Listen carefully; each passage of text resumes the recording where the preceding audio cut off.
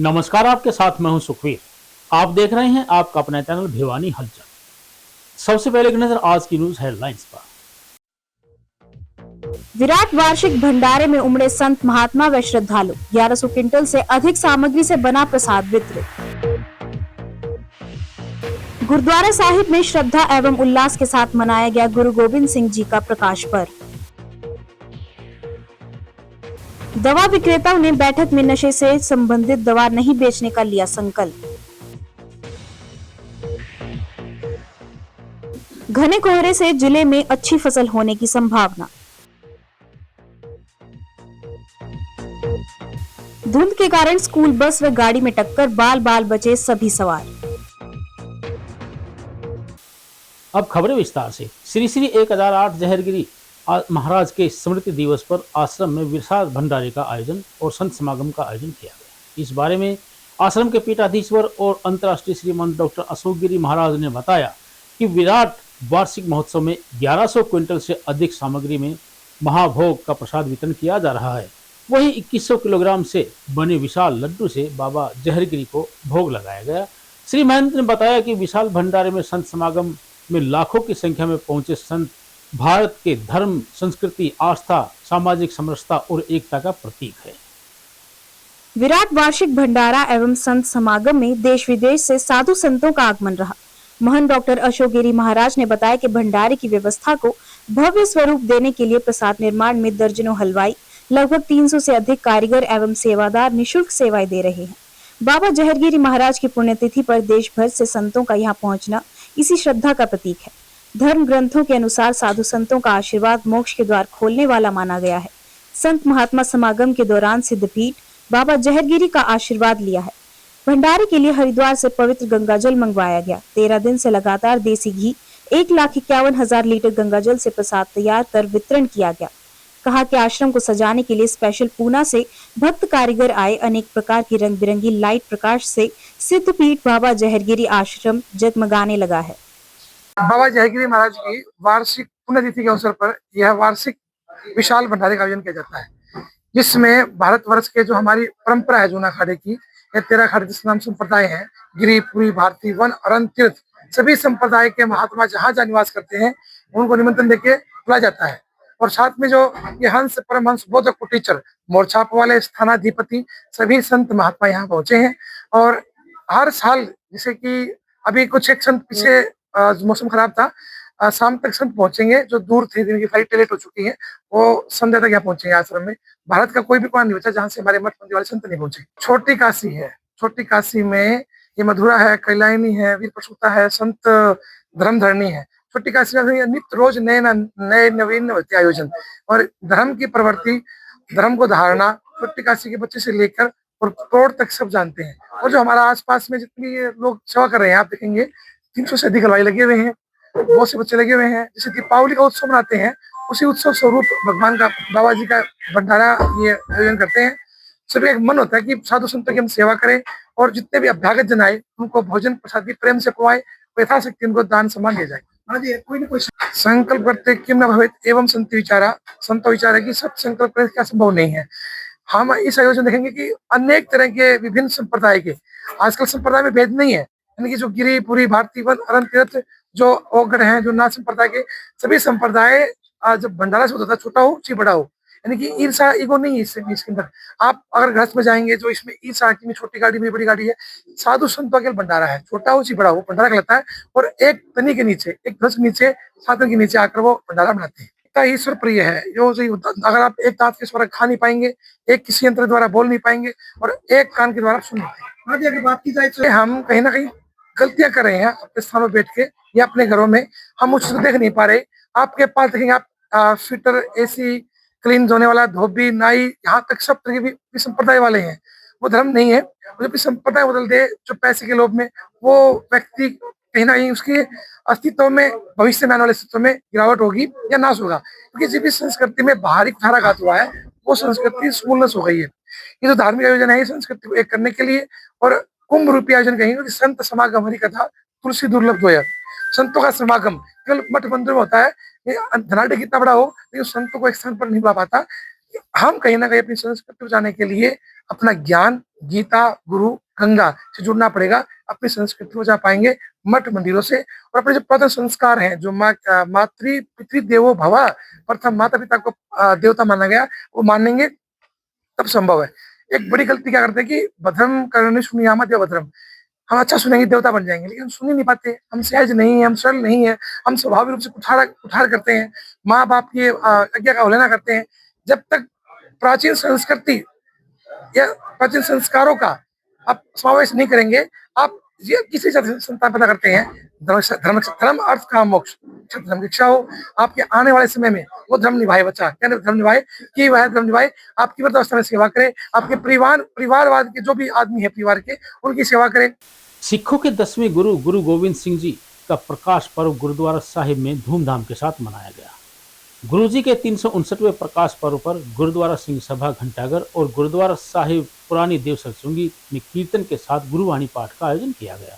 वहीं इस अवसर पर गुरुद्वारा साहिब के मुख्य ग्रंथी ज्ञानी सतनाम सिंह और प्रेम सिंह ने बताया कि गुरु गोविंद सिंह का जन्म पौष मास के शुक्ल पक्ष की सप्तमी तिथि को 1666 में पटना साहिब में हुआ था।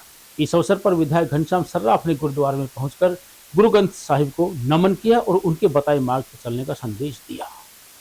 गुरु गोविंद सिंह जी के प्रकाश पर्व पर गुरुवाणी कीर्तन के माध्यम से उनके जीवन के बारे में संगतों को विस्तार से गुरमत ज्ञान दिया और गुरु द्वारा दिखाए मार्ग पर चलने का संदेश दिया। विधायक घनश्याम सर्राफ ने गुरु ग्रंथ साहिब को नमन किया और भिवानी के गुरुद्वारों के लिए 25 लाख रुपए देने की घोषणा की। बठिंडा के रामा मंडी से पहुंचे हजूरी रागी जत्थे भाई गरीब सिंह ने गुरु गोविंद सिंह जी के जीवन के बारे में विस्तार से गुरबाणी के माध्यम से व्याख्यान किया। उन्होंने कहा कि श्री गुरु गोविंद सिंह ने अपना सर्वस्व न्यौछावर कर दिया था, अपने चारों पुत्रों को धर्म के लिए कुर्बान कर दिया और पिता श्री गुरु तेग बहादुर जी ने हिंदू धर्म को बचाने के लिए अपने शिष्य सहित शहीदी प्राप्त की।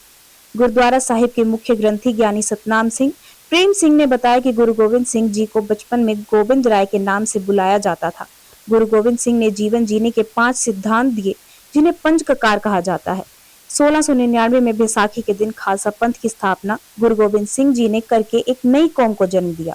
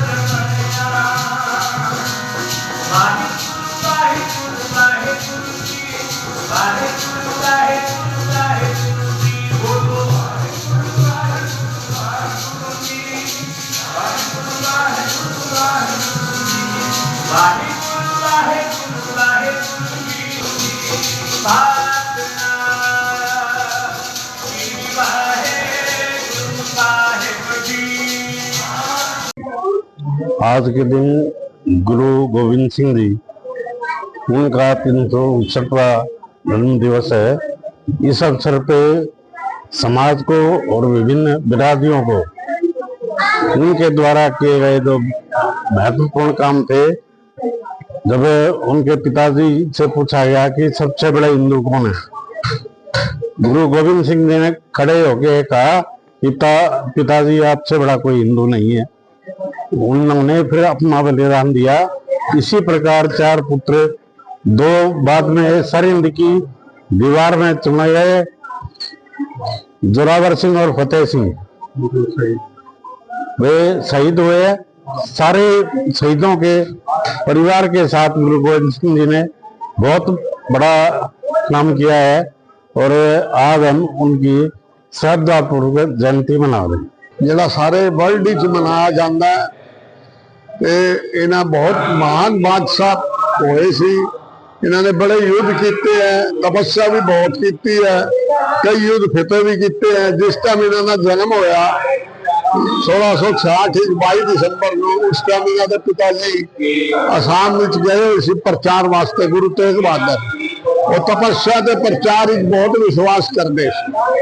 तो उन्होंने संतान है, इन्हों का सारा परिवार देश के उत्ते कुर्बान कर दिता। पिता माता गुजरी ਤੇ ਆਪਣੇ ਚਾਰੋਂ ਸਾਹਿਬਜ਼ਾਦੇ ਦੋ ਸਰਹੰਦ ਦੀ ਗੜੀ ਚ ਸਰਹੰਦ ਦੀ ਚ ਨੀਵਾਂ ਚ ਤੇ ਦੋ चमकौर की गढ़ी शहीद हुए थे। 1.25 लाख से एक लड़ाऊ जब गुरु गोविंद सिंह नाम का हूँ, इसीलिए इनको कहा जाता है चिड़िया से मैं बाज लड़ाऊ जब गुरु गोविंद सिंह नाम का हूँ। वाहेगुरु जी की फतेह। दास प्रेम सिंह गुरुद्वारा गुरु सिंह सभा घंटाघर ग्रंथी दे पदवी में सेवा करते हैं। आज आप सारे जानते हो धन धन दशमेश पिता अमृत दे दाते पंथ दे वाली साहिब श्री गुरु गोविंद सिंह जी महाराज जी का 359वां प्रकाश गुरपुरब गुरुद्वारा घंटाघर विच बड़ी प्रेम और श्रद्धा के अनुसार गुरुमत अनुसार मनाया जा रहा थी।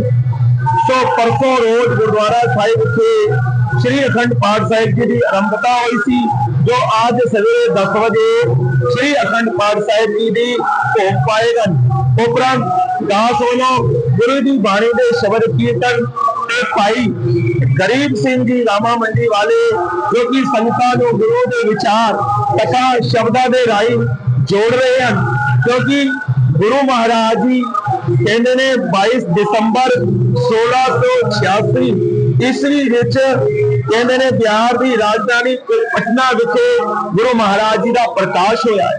जो गुरु का प्रकाश होया है कहते ने उत्ते दे जिन्ने भी श्रद्धालु सन उन्होंने बड़ी खुशियां मनाइया, मिठाइयां वंडियां ते कहते ने हर पिंड दे अंदर कहना दीपमाला कीती गई। सो गुरु महाराज ने सानू बचन अपने 52 बचना दे विच एक बचन कीता है, कहंदा जेड़ा भी गुरु दा सिख प्यारा है अपनी कमाई दा दसवंत कहंदा गरीबां दे विच दान पुन करे ताकि उन्हां दी कीर्ति कमाईआं विच गुरु वादे पा सके। हुण वेखो सारी संगत किवें घुमा के इस प्रोग्राम विच जुड़ रही है। नशे से संबंधित दवाओं को खरीदने व बेचने पर पूर्ण रूप से प्रतिबंध लगाने के लिए दवा विक्रेताओं ने कृष्णा कॉलोनी में एक बैठक की। बैठक में पहुंचे करीब 300 दवा विक्रेताओं को यूनियन प्रधान संजय कानोडिया ने कहा कि भिवानी के दवा विक्रेता नशे और गर्भपात से संबंधित किसी भी प्रकार की दवा नहीं बेचेंगे। सभी दवा विक्रेताओं ने एकमत होकर इस तरह की दवाओं को नहीं बेचने का संकल्प लिया। दवा विक्रेता संस्था द्वारा आर्य सदन कृष्णा कॉलोनी में वार्षिक बैठक का आयोजन किया गया, जिसमें लगभग 300 दवा विक्रेताओं ने भाग लिया। कार्यक्रम में सभी सदस्यों ने सहनशीलता एवं एकजुटता का परिचय देते हुए शपथ ग्रहण की कि कोई भी दवा विक्रेता किसी भी प्रकार की नशे में प्रयोग होने वाली दवाइयों को खरीदने व बेचने का कार्य नहीं करेगा। बैठक में दवा विक्रेताओं की समस्याओं पर भी विचार विमर्श किया गया। बैठक में प्रधान संजय कानोडिया ने दवा विक्रेताओं को संबोधित करते हुए कहा कि कोई भी दवा विक्रेता अवैध रूप से किसी भी नशीली दवा को बेचने का काम नहीं करेगा। साथ ही गर्भपात किट सहित अन्य दवाइयों को बेचते समय खरीदने वाले का पूरा रिकॉर्ड रखेगा। मैं myself Rajni Dhaniwal drug control officer Rewari, और मैं एफडीए की तरफ से आज का मीटिंग का जो एजेंडा था वो था नशे पर और एमटीपी किट। इनकी जो अवैध बिक्री है उनमें हमने पूरी कंप्लीटली हमने लगाम कसना है, और यूनियन के सहयोग से और एफडीए डिपार्टमेंट के सहयोग से जो भी नशे में प्रयुक्त होने वाली दवाई है ना वो खरीदेंगे ना बेचेंगे। दूसरा एमटीपी किट को कंप्लीटली उन्होंने बंद कर दिया।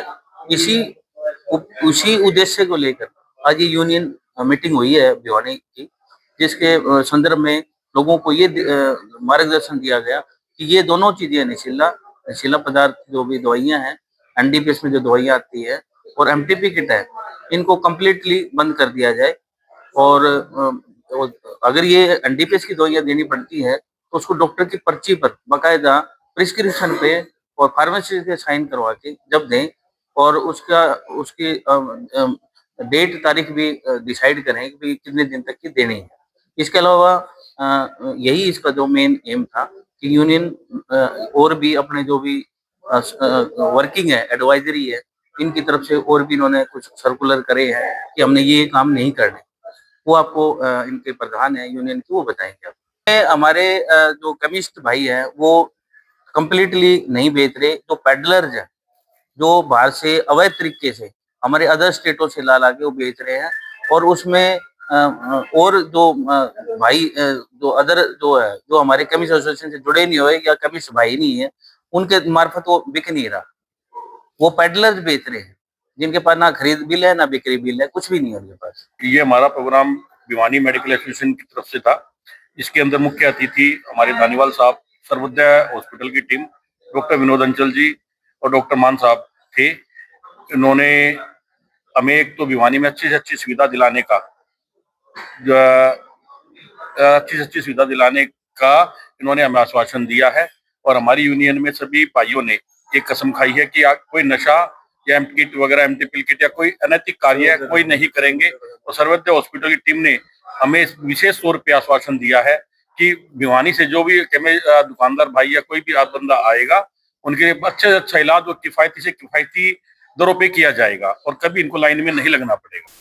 भिवानी में पड़ रहे कोहरे से जहां जनजीवन प्रभावित हो रहा है, तो वहीं दृश्यता कम होने के कारण वाहनों के पहियों पर भी ब्रेक लग गए हैं।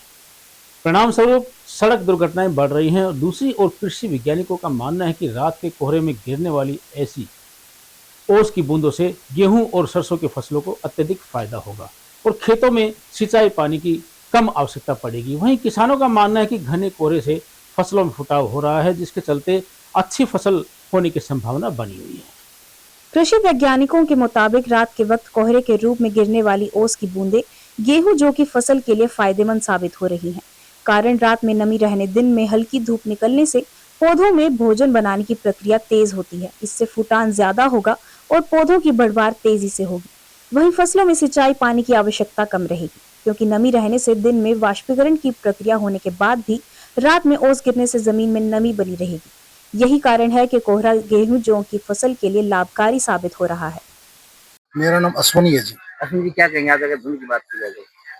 धुंध तो देखो जी बहुत ज्यादा है और बहुत संभल के चलना पड़े रोडों के ऊपर, और स्पीड का तो नाम ही नहीं है। 10-5 की कदम ही दिखाई दे रहा है, इससे ज्यादा आगे दिखाई नहीं दे रहा।